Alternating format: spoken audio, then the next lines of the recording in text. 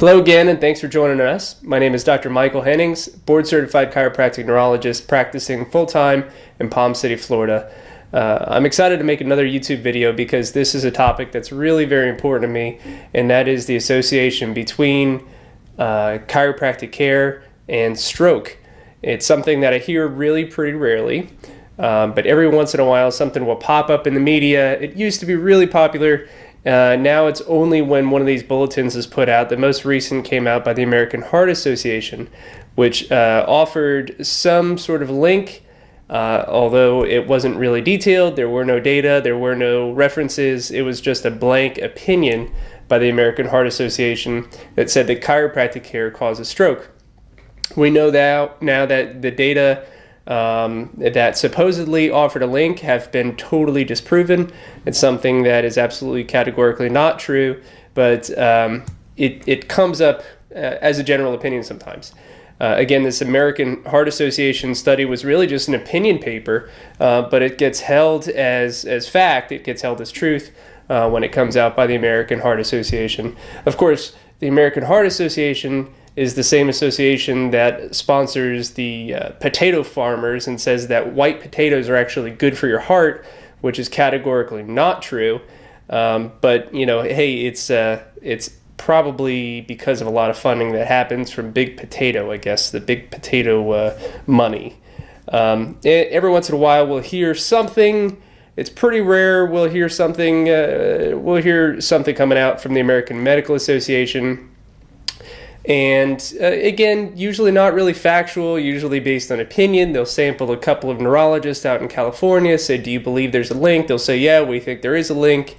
They don't cite any data. There's no literature that is referenced, but it's an opinion paper. And we still see that occasionally. And usually it's a pretty archaic belief system, more so than something that's founded in any sort of fact. Of course, the American Medical Association came out, and of course I put a lot on my blog, and I put a lot on Facebook that said that the American Medical Association now is really trying to stamp out the use of multivitamins because multivitamins will kill you, apparently. They're totally okay with you taking non-steroidal anti-inflammatory drugs like ibuprofen, which will kill you, which flat out kill you. Things like Ambien, where people are walking, in the middle of the night and killing their spouses and driving cars, they're okay with that. But don't take the multivitamins. So everybody has their faults, and that's not anti-American Heart Association or anti-American Medical Association. That's more of a statement that I like to bring up, where it is a people in glass houses type statement. So where does association come from? Well, one of the things we need to review is a little bit of anatomy.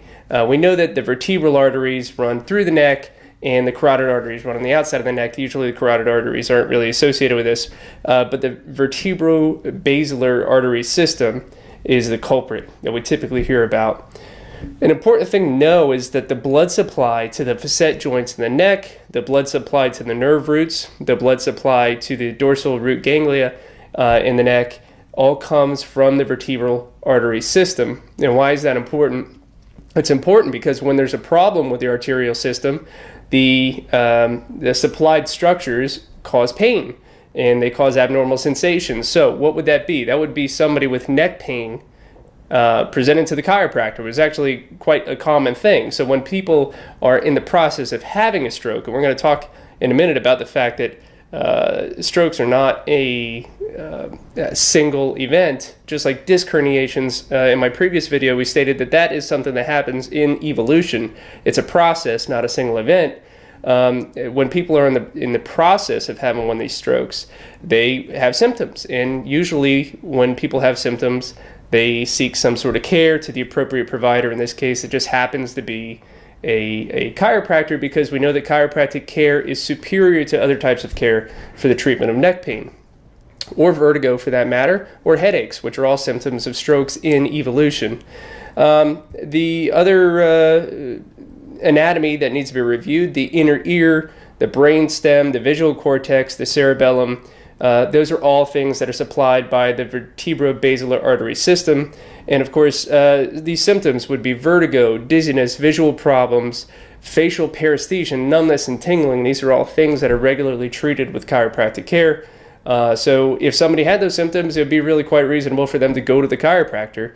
And then, of course, there's a causal time-linked relationship where you're in the middle of having a stroke, you went to the chiropractor, eventually your stroke gets bad enough where you seek care, you go to the emergency room and they say, well, I saw the chiropractor, I had a stroke, when quite likely we know it to be quite factual that you saw the stroke, or you saw the chiropractor in the process of having the stroke. So it was really time-linked more so than cause and effect. So what do we know that really offers culpability to chiropractors? Because you would think that if there was some foundation of this, chiropractors would be locked up and put away. And we'll talk about the statistics here in a second and say, well, even if it did cause stroke, it would still be a really pretty reasonable approach compared to the other options that are available to us for things like neck pain or headaches. And we know that hemodynamic testing, which is where we test the blood flow going through the arteries, shows us that these provocative tests that chiropractors were once supposed to use don't work. In other words, they used to say, well, before we do a manipulation on somebody, we should test them and offer postures in different ways and bend the neck, and we're supposed to look for things like vertigo and reproduction of symptoms and nystagmus, which is the eyes bouncing back and forth, headaches. What we found is that those tests just don't work. So a chiropractor really has no means of testing whether or not somebody's going to have a stroke before they offer a neck manipulation. There are two types of strokes, by the way. There's a traumatic stroke and a spontaneous stroke.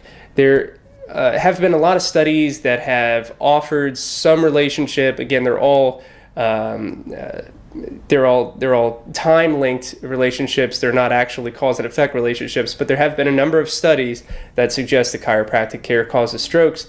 What we know is that there has been no differentiation between the spontaneous strokes and traumatic strokes. In fact, they're totally indistinguishable post-mortem, which is usually when most of these samples are taken, or on imaging, or on arterial imaging like ultrasound or MRA imaging, which is MRI that looks at the vascular system. These types of strokes are indistinguishable, but we know that there are in fact two different types of strokes.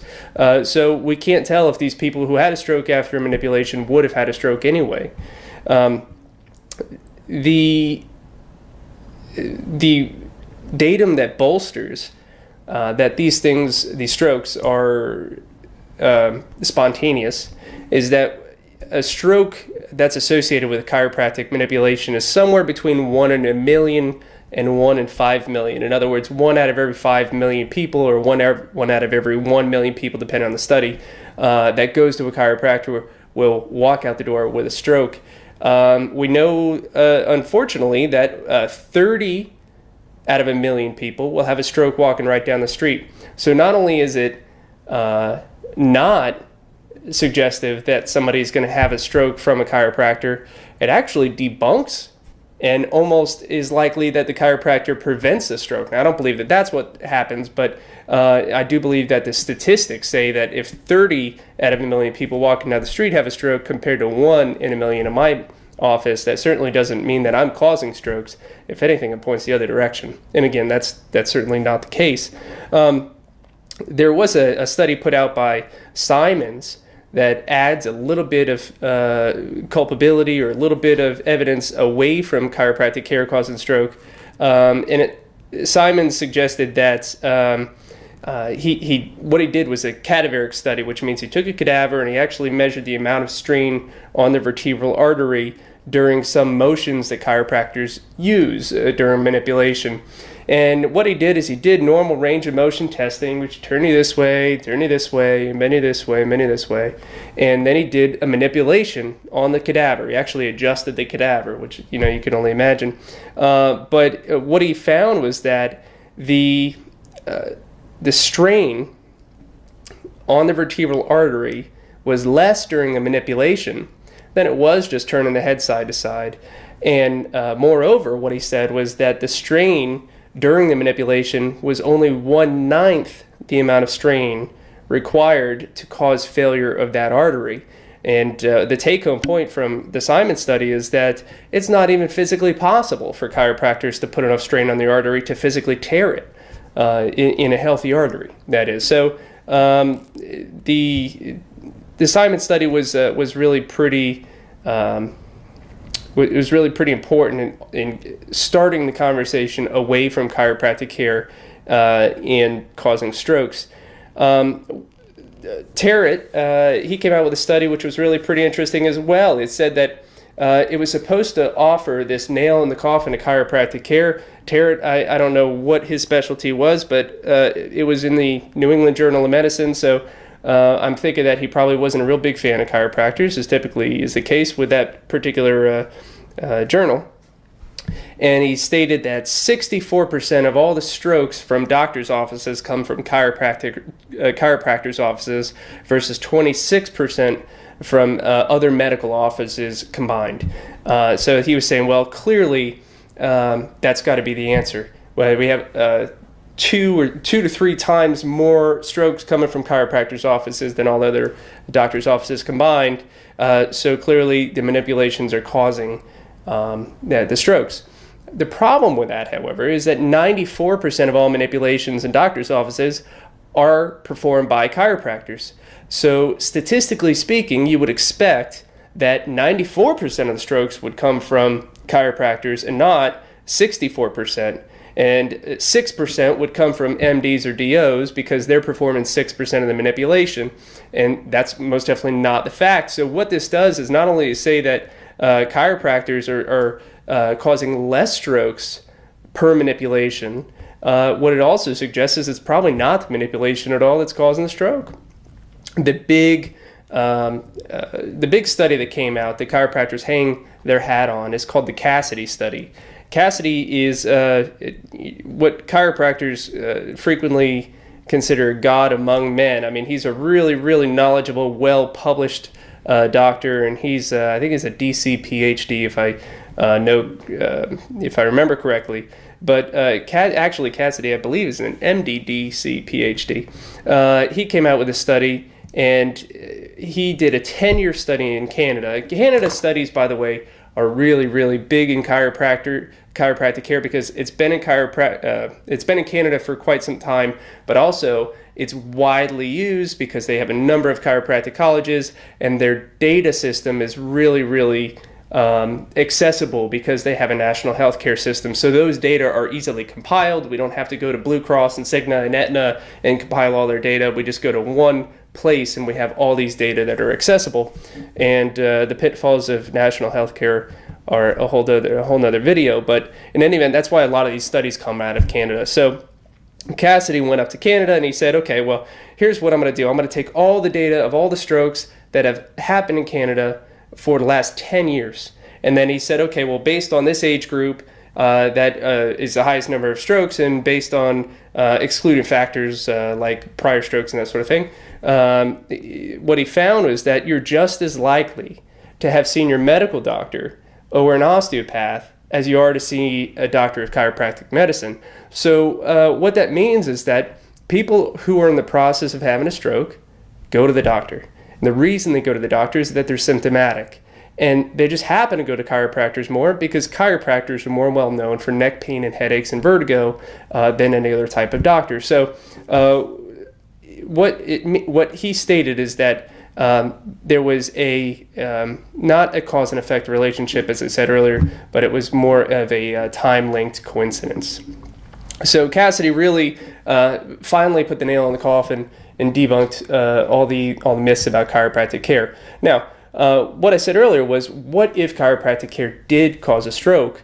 Would it still be worth it? And the answer is yeah, because what are you going to do? Well, if you're symptomatic, not symptomatic of a stroke, but if you are having neck pain, vertigo, headaches, radiating pain, numbness, tingling anywhere in the body, if you're having facial paresthesias, visual disturbances, what are the options? Well, the options are some sort of therapy. The options are medicine or surgery. Essentially, those are the categories that we have. What we know is that you are 800 times more likely to die from ibuprofen or other anti-inflammatory drugs than you are from chiropractic care causing a stroke, and probably living, by the way.